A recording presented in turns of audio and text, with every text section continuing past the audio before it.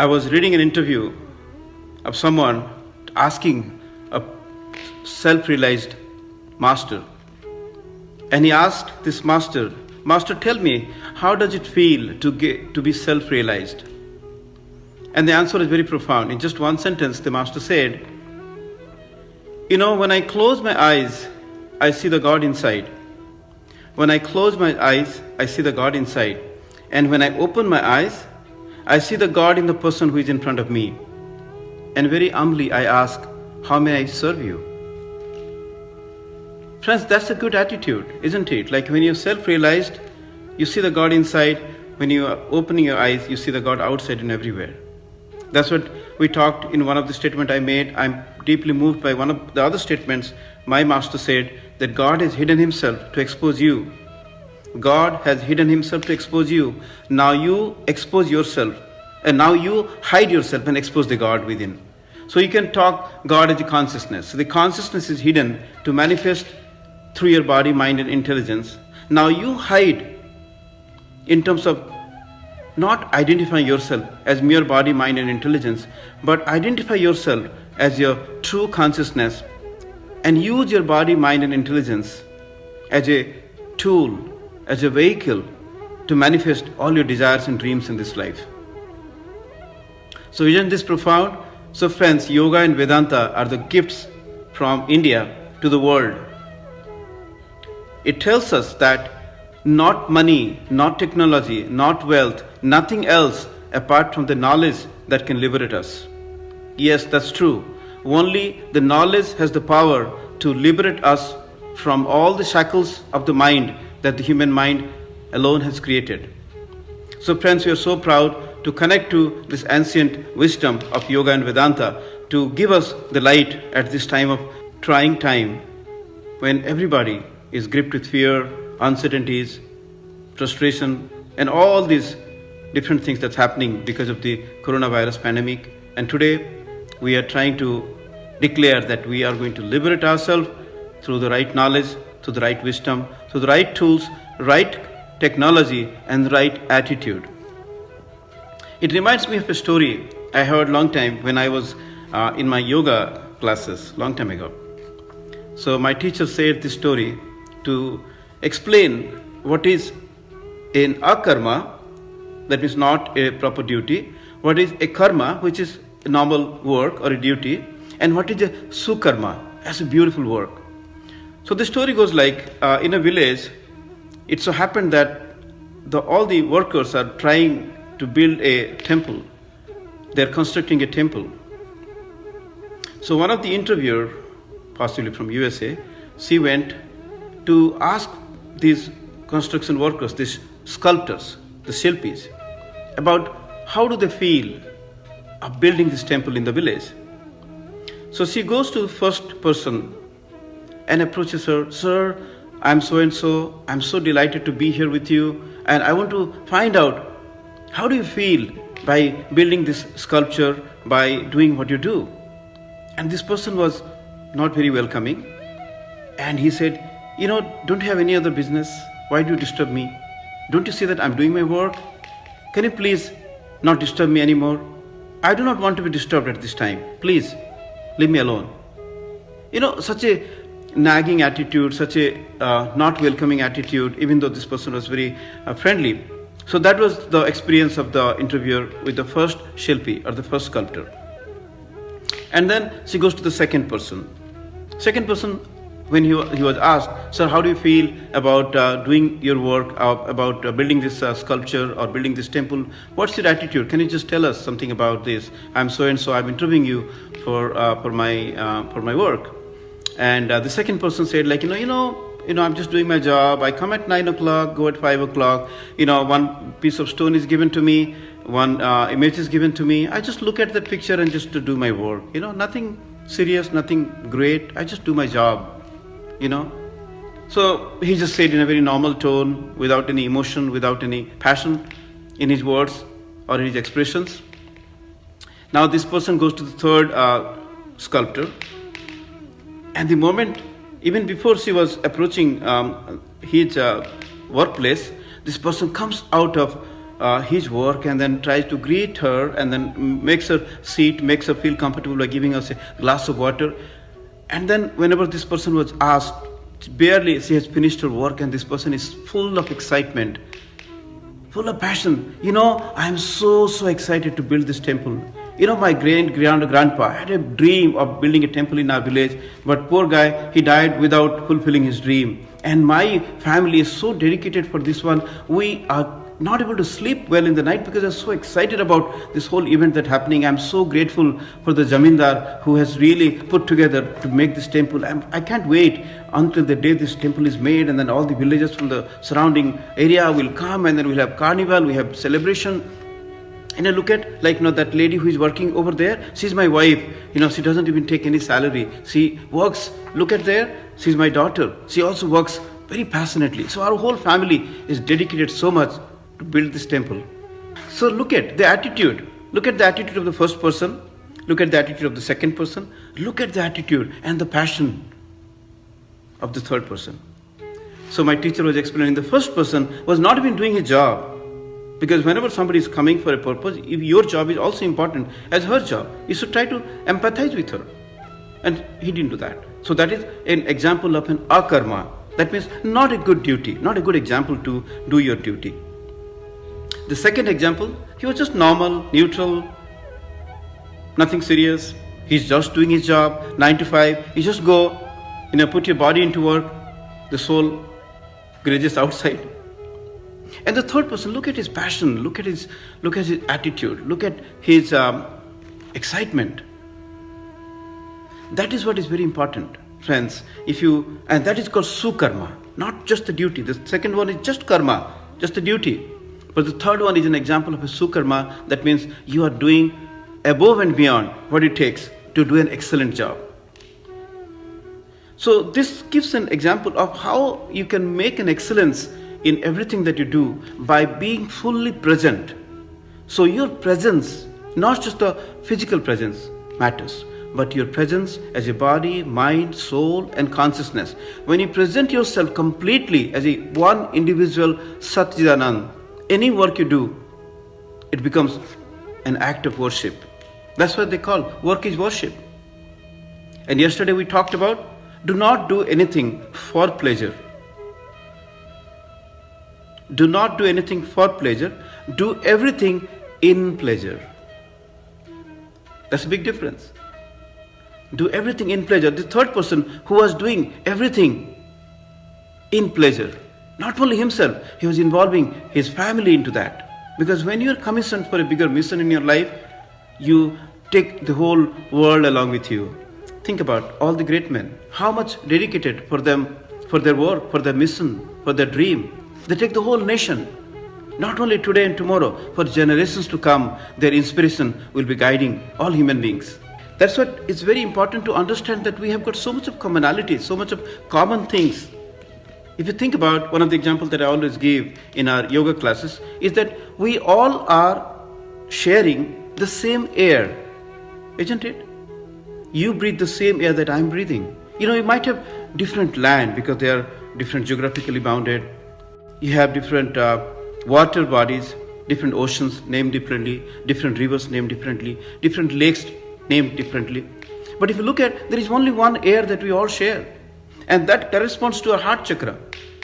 Heart chakra talks about sharing things. We all share one air. That means if I'm breathing the same air right now, after 24 hours, my mom in India, in Kalahandi, will breathe the same air, isn't it? Because the earth is rotating around itself, spinning around itself. In 24 hours, the air that is in contact with my face right now, with my body, will be shared by somebody else in the opposite part of the place that I'm in.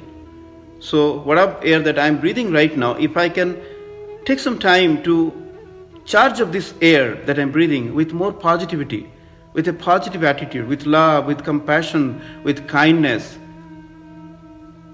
the same air filled up with that positive energy will go around, and my mom will breathe that, and your friends will breathe that. That is why, friends, we are all connected. That is why when we meditate on the heart chakra, it's connecting to the air element. It's balancing the air element inside you, and it's balancing the air element in everybody else. and air is all standing for sharing. No matter how much of wealth, affluence, name and fame you generate by doing everything that you do, we must come to a point where you start sharing things. This reminds me of Abraham Maslow's hierarchy of humanity, hierarchy of human needs. He talked about 5 different needs. The need of survival, or the need of the roti, kapda or makan, need of the house, need of something that you basically need, the basic needs. The need of security, the need of self-esteem, the need of belonging to somebody. And finally, on the 5th rung, he talks about the need of self-actualization. So you start with the basic, whatever is there, you need to survive, and then go slowly to the other aspects of your life. And towards the end, if you notice, the need of self-actualization, need of self-esteem, and all the things, even do not talk about any material things, not even any objects in reference. So when you transcend the gross physical plane and then try to go up to a higher plane of consciousness, you will be realizing more and more deeper happiness, more and more meaning of life. So after he talked about these 5 needs of human being, his students did a little bit more research and added 2 more needs after 20 years of his work. In 1943, he presented this paper, The Hierarchy of Human Needs. So after 20 years, the students of his talked about 2 more additional needs. The 6th need of the human beings are need of beauty, need of elegance, need of symmetry, because you are a symmetric structure. Your left side, right side is all symmetric. So that means whenever you go out and see something not very straight, very crooked kind of thing, you always have a tendency of going and correcting that. Like a wall is crooked, you feel like you're making that correction. Whenever you see something ugly, you try to make little adjustments so that it looks beautiful. Or in other words, whatever the beautiful things in the world that attracts your attention, isn't it? So there's a need of beauty, need of elegance, need of symmetry. You always try to gravitate towards something beautiful, something loving, something truthful, something kind, because that's a true nature. It resonates with a true divine personality. And the 7th need is very important. The 7th need is the need of transcendence. That means if you are just all the time by yourself, me-centric world, even though you're self-actualized, you will not outgrow, you will not become happy at the end moment of your life. That means if you have accumulated a lot of wealth, a lot of affluence, a lot of good things that you've done, but if you have not come out from your petty self, transcended yourself from your limited self to help other people, to contribute back to the world in one way or other, you will not feel fulfilled at the end of your life. And this is because we are beyond what we think we are. We don't know our true self. That's what Swami Vivekananda said, I wish you knew who you are. So friends, this gives a very reflective tone of thinking about we are spiritual beings having a human experience. I don't know who said this. A lot of people have referenced this. So this is truth. So when you think about you're a spiritual being having a very divine attitude, a positive attitude in your mind, and you are seeing that in everything and every work that you do, try to dedicate to that Almighty, to dedicate to your higher self, dedicate to that supreme consciousness, dedicate to that infinite intelligence, adding up to an experience of the humankind. And when you take that spiritual leadership and do something spectacular in your life, not sometime later or not somewhere else, right here and now, and that is called self-realization. You don't have to wait for a particular time, or you don't have to go to a particular place to realize yourself. Friends, we all are self-realized souls already. We just have to act it out. Sometimes they say like, fake it before you make it. So fake it that you are a realized soul. You're already successful. You're already happy. You're already healthy. You're already becoming the best version of yourself. And from that master attitude for yourself, come out and serve others. Not the other way. that you become a master for others. So for others, we should have an attitude of a servant. But for our own self, we should always think about, I am the master. That will build a lot of self-confidence. And that is most essential. And that is not because of ego, not because of false pride. It's because of your spiritual strength. Yes, I can do it. That self-efficacy, that responsibility that I'm happy, I'm healthy, I'm strong, I'm protecting myself. That is very powerful. Because friends, they say, God helps those who help themselves. So without that self-confidence, the positive attitude will be only superficial. So you have to involve into some kind of practice, what the yoga doctrines, a little meditation practice every day to calm your mind down. Nothing else. You just have to identify yourself, ask this existential question, who am I? What's my true nature? Am I just this body? Or I have this body? Am I this mind? Or I have this mind? Who am I? What's my true nature? What's the deeper purpose of my life? Without those, you won't be fulfilled in life.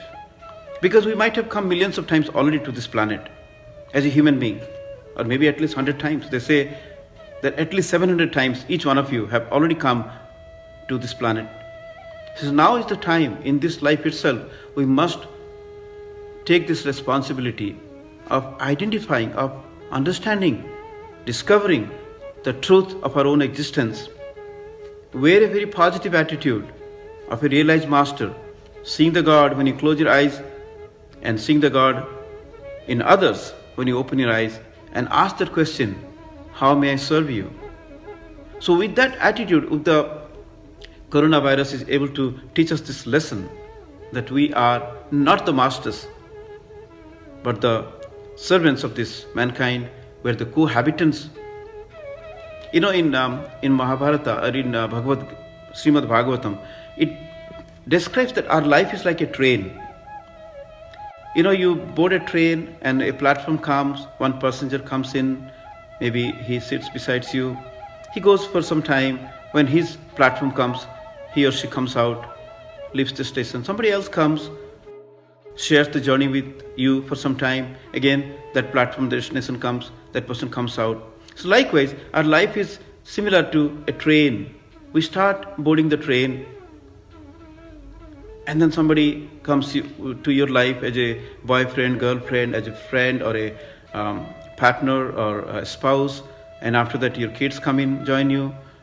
Your parents are there. Their time comes, they leave the platform, they leave the train, and the train goes on. That's what his life is. So likewise, if you stretch it up a little bit more in the other context, this planet Earth also is a spaceship. It's moving around the sun 70,000 miles per hour. It's spinning around itself. That means by the time we have finished this talk, you have already moved 30,000-40,000 miles in the space. So it's a spaceship. For billions of years, this is moving in the entire space. So in this spaceship, all those plants, animals, and different bacteria and viruses and human beings and all the different people are coming. So we have to cohabitate. You can just throw somebody out of the plane.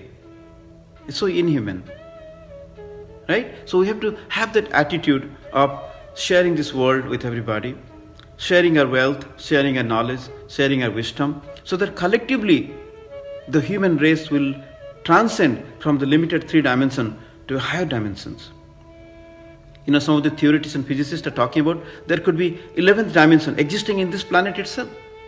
And that could be possible. Look at the vastness of the universe and how small this planet Earth is. So we are in a very tribal culture right now. So probably we have to transcend to a higher dimension and identify ourselves as a higher dimensional spiritual beings having a human experience. Then only we will be building up this planet in a very sustainable way, not out of our greed, but for the need of everyone.